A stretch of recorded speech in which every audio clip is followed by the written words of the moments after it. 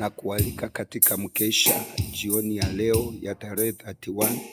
Hapa kanisa limeandaliwa na liko tayari kukupokea kwa ajili ya kesha.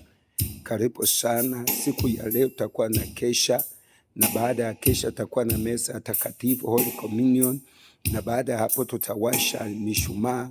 Maana yake taa za watu zinawaka mwaka mzima, na zikiwa zinawaka kwa njia ya Roho Mtakatifu na nguvu na uwezo. Karibu sana, tuungane. Hapa ni Gospel Glory International Ministry Life Center. Karibu sana, karibu sana, karibu sana. Hapa ni Gospel Glory. Karibu sana, tuungane katika injili ya kuruka mwaka.